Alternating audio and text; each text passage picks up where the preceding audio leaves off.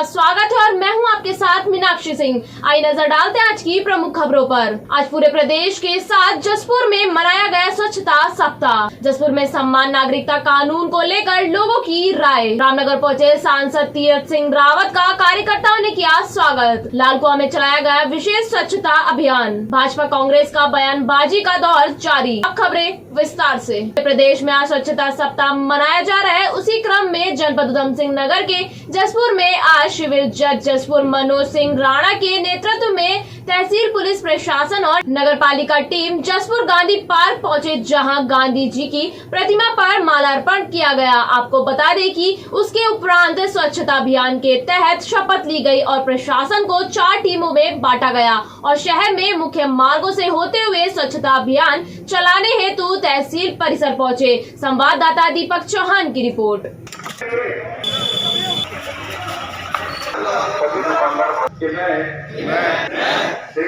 माननीय उच्च न्यायालय के निर्देश अनुसार और माननीय जिला जज महोदय के आदेश अनुसार आज पूरे उत्तराखंड राज्य में माननीय उच्च न्यायालय के निर्देशानुसार पूरा स्वच्छता अभियान चलाया जा रहा है। ये कार्यक्रम सुबह 8 बजे से चलाया जा रहा है और इसमें न्यायपालिका के साथ साथ जो है वो पुलिस कर्मचारीगण और अन्य सभी विभागों के कर्मचारी जो है वो उपस्थित हैं। आमजन भी इसमें हिस्सा ले रहे हैं।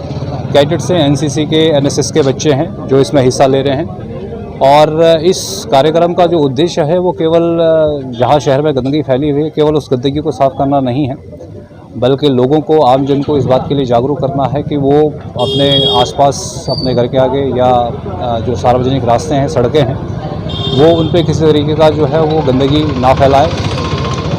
और इसका पॉजिटिव रिस्पांस भी है। नगर पालिका परिषद जो है वो इसमें पूरा सहयोग कर रही है और जहाँ पर बहुत ज़्यादा अधिक मात्रा में गंदगी फैली हुई है उस गंदगी को आज उठाया जा रहा है। दुख की बात यह है कि पूरे शहर में जो है जो बड़ी बड़ी जो नालियाँ हैं, जो नाले हैं, वो सारे के सारे नाले जो है वो एक तरीके से या तो इंक्रोचमेंट की वजह से या किसी न किसी कारण की वजह से वो बंद पड़े हुए हैं और उसकी वजह से जो है जो ड्रेनेज सिस्टम है पूरे शहर का वो पूरा सारा ख़राब है। तो कोशिश ये कर रहे हैं कि आज जितनी जगहों पर जहाँ पर बहुत ज़्यादा बड़ी मात्रा में नाले जो है वो चौक थे, उन नालों से जेसीबी के माध्यम से पूरा सारा जो कूड़ा है उसको इकट्ठा किया गया है।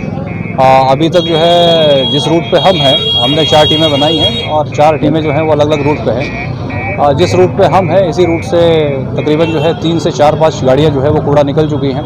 बाकी सारे रूट्स में भी इसी तरीके की सफाई चल रही है और मैं सभी से निवेदन करूंगा जो शहर के वासी हैं, ये जो शहर है ये हम सभी लोगों का है और इसको साफ रखना हम सबकी जिम्मेदारी है।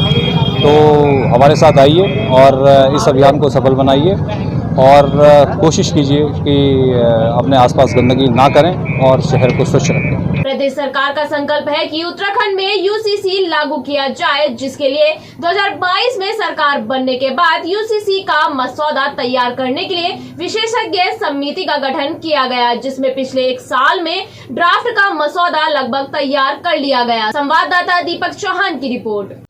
देखिए, ये उत्तराखंड बना था तो इसी के आधार उत्तराखंड सरकार ये संविधान ने एक मौलिक अधिकार दिया है सबको कि सबको एक रूपता के साथ देखा जाए।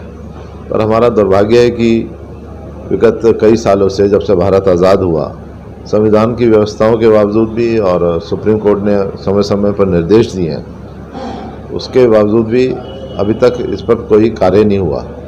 अब हमारी सरकार इस पर कार्य कर रही है, कमेटी का गठन हुआ है और शीघ्र इसकी रिपोर्ट मिलने की तैयारी है और इसमें व्यापक रूप से विचार विमर्श हुआ है और जो भी सुझाव आए हैं, निसंदेह जो हमारे कमेटी के लोग हैं, बहुत ही योग्य लोग हैं, उन्होंने उसको कंसिडर किया होगा और एक स्वरूप बन कर आएगा। तो इससे फ़ायदा पूरे समाज को होगा कि इसमें एक रूपता आएगी, समानता आएगी।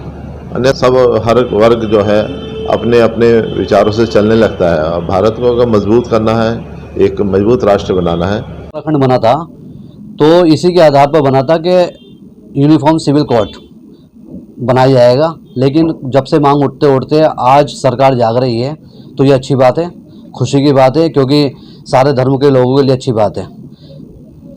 जाहिर सी बात है, जब कोई कानून आता है तो सारी जाति और सारे धर्म के लिए अलग, सबके लिए आता है अलग किसी के लिए नहीं होता है। लेकिन सबसे मुख्य इसकी जो बात रहेगी, सबसे अच्छी जो बात रहेगी कि भारत के अंदर जाति और धर्म के आधार पर अलग अलग कानून और मैरिज एक्ट हैं, तो उससे क्या होगा, समानता मिलेगी।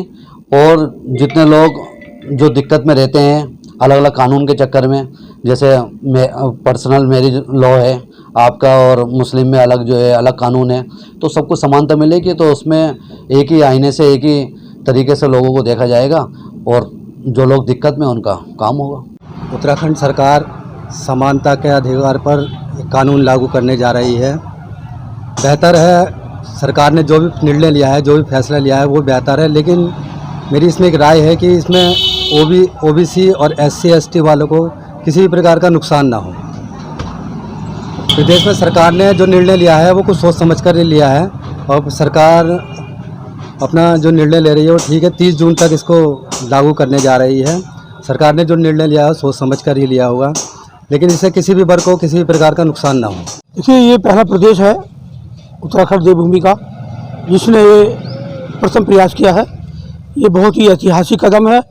उस सर्व समाज के लिए, समस्त मानव जाति के लिए एक बहुत ही सराहनीय कदम है। मैं राज्य सरकार की विवेक की प्रशंसा करता हूँ। इसमें कोई नुकसान है ही नहीं और किसी भी जाति वर्ग का व्यक्ति सब एक समकक्ष आएंगे और सभी को लाभ होगा, नुकसान कोई नहीं होगा। इसमें कई प्रकार के भ्रम स्वतः ही नष्ट हो जाएंगे और कई विवाद स्वतः ही नष्ट हो जाएंगे। तो इसलिए ये होना चाहिए और इसके बाद और देश के भागों में भी ये लागू होना चाहिए।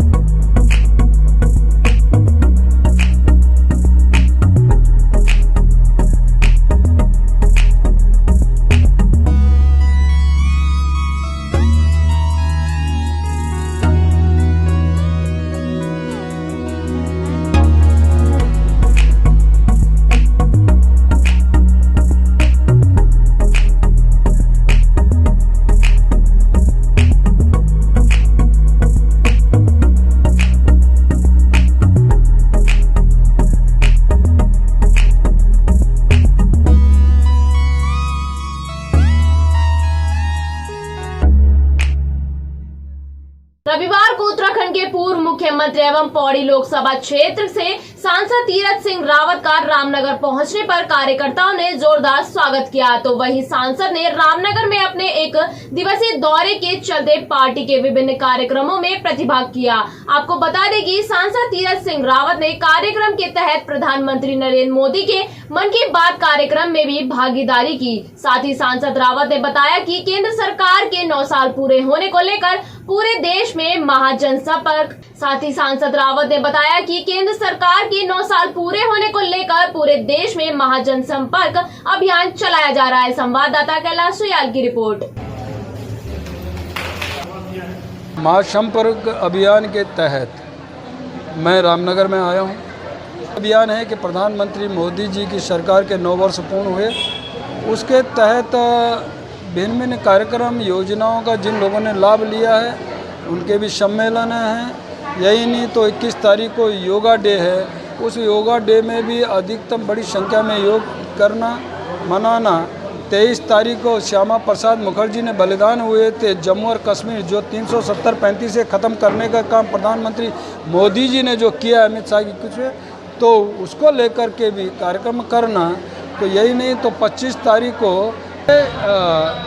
लगातार योजनाएं जो भी है उनका लाभ जनता को दिया जा रहा मिलता है। 2 साल तक कोविड के कारण निधियां बंद रही हैं, क्योंकि सबका ये था कि पहले स्वास्थ्य है तो सब कुछ है, इसलिए उसमें ये सब पैसा लगाया कोविड के तहत, ये सारी चीज़ें जो उसके लिए चाहती थी। उसके बाद जब भी आया तो बराबर का इस प्रकार का सब जगह देना, और उसके लिए कुछ काम यहाँ हुए भी हैं, तो लाइटें लगी हैं और भी जगह कुछ विद्यालय में दिया, कुछ अभी भी इस प्रकार का हो रहा है। तो जितना आता है तो जो MP फंड है कुछ ज़्यादा बड़ा नहीं है, 14 विधानसभाएँ आती हैं, 5 करोड़ मिलता है, 5 करोड़ ही विधायक को भी मिल रहा है। आपका 59 मंडल हैं, कितना औसतन लगाओ ना। अब मैं आप ही को पूछना चाहता हूँ, तो 9-10 लाख से कोई बैठता नहीं है एक मंडल में ज़्यादा। यहाँ तो 3 मंडल हैं वैसे भी, तो यदि मैं उस हिसाब से भी लगाऊँ तो, और उस दिश से कहूँ तो यहाँ बहुत कुछ हमने दिया, वो काम हो भी रहा है। कहाँ हैं सब लोग? शाम की चाय तो एक साथ होनी चाहिए, सब लोग एक साथ बैठना ही नहीं चाहते। पापा, try this. लो, सब लपक लिए।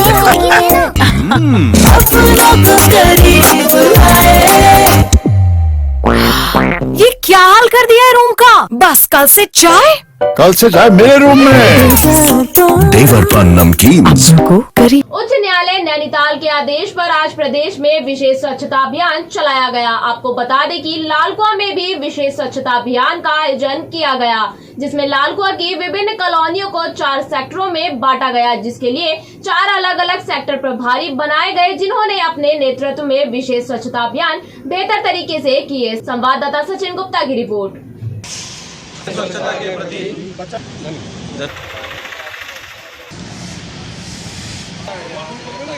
देखिए, सबसे पहले तो डीएम मैम के निर्देश हैं। 1 हफ्ते से हम लोग यहाँ पर सफाई अभियान कर रहे हैं और 1 वीक हम लोग को हो गया। आज इसका समापन है 18 तारीख को, और सब लोग सुबह से आए हैं। यहाँ पर सेंचुरी के जीएम सर हैं और हमारे सेंचुरी के सारे अधिकारीगण हैं, कर्मचारीगण हैं। मेरे अधिकारी, मैं बाल विकास अधिकारी हूँ, तो मेरी आंगनबाड़ी कार्यकर्ती हैं और हमारे तहसील से भी काफ़ी लोग यहाँ पर आए हैं। सुबह से लगे हुए हैं। आईटीबीपी के जवान लगे हुए हैं, जैसे कि आप देख रहे हैं मेरे पीछे। तो अभी हमने 4-5 ट्रॉलीज तो ऑलरेडी भिजवा दी हैं कूड़े की डंपिंग ग्राउंड में। हम अभी यहाँ बनाए, फिर ये हल्द्वानी जाएगा, जहाँ पर गौला पार्क के पास जो डंपिंग ग्राउंड है वहाँ पे। फिर शाम तक जो डीएम मैम है उनको हम लोग रिपोर्ट भेजेंगे कि कितना कूड़ा हमने इकट्ठा किया है। अभी जो है ये हाथी खाना है, 25 एकड़ कॉलोनी है, ये शहीद स्मारक से पूरा सेंचुरी से यहाँ पर ऑलमोस्ट पूरा लालकुआं हम लोगों ने कवर किया हुआ है। यहाँ पल्प एंड पेपर जो है ना, समय समय पर इस तरीके के सफाई अभियान चलाते रहती है, लेकिन आज विशेष रूप से जिला प्रशासन के आग्रह पर ये अभियान चलाया जा रहा है। इसमें हम लोग सेंचुरी गेट से लेके यहाँ शहीद स्मारक तक और हाथी खाना और 25 एकड़ कॉलोनी में बृहद रूप से इसके सफाई अभियान को कर रहे हैं। जो हम लोगों के साथ में आईटीबीपी और नगर पंचायत और ये जो महिला करके आंगनबाड़ी जो कार्यक्रम है, उनकी जो कार्यकर्ती हैं, वो सब लोग हमारे साथ जुड़े हुए हैं। कांग्रेस के भीतर प्रदेश प्रभारी देवेंद्र यादव को लेकर चल रही रसाकसी पर बीजेपी भी चिंता करने लगी है। आपको बता दें कि बीजेपी प्रदेश अध्यक्ष ने ईश्वर से कामना की है कि कांग्रेस के भीतर चल रहा अंतर्द्वंद जल्द खत्म हो। साथ ही कांग्रेस एक दल नहीं है, बल्कि उत्तराखंड में मुख्य विपक्ष की भूमिका में भी है, जिसका निर्वहन कांग्रेस फेल साबित हो रहा है। संवाददाता सुनील राज की रिपोर्ट।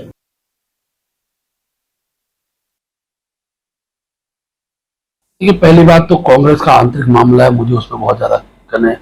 मुझे पता नहीं क्यों मीडिया जगत के लोग कांग्रेस के अंदर सुधार की कल्पना हमसे कर रहे हैं, लेकिन फिर भी मैं ये जरूर कहना चाहूंगा कि कांग्रेस केवल एक दल नहीं है। उत्तराखंड के अंदर कांग्रेस मुख्य विपक्षी दल है, और मुख्य विपक्षी दल का काम होता है कि सामाजिक विषयों को लेकर, क्षेत्र की समस्याओं को लेकर वो सरकार को अपना मेमोरेंडम दे, सरकार को सुझाव दे, जिसमें कांग्रेस पूरी तरह विफल रही है। और अभी तक केवल आंतरिक द्वंद्व ही है कांग्रेस के अंदर। हम ईश्वर से प्रार्थना करते हैं कि उनके द्वंद्व समाप्त हों और मुख्य विपक्षी दल की जो भूमिका का वो निर्वहन करें, जिसमें कि कांग्रेस फेल है।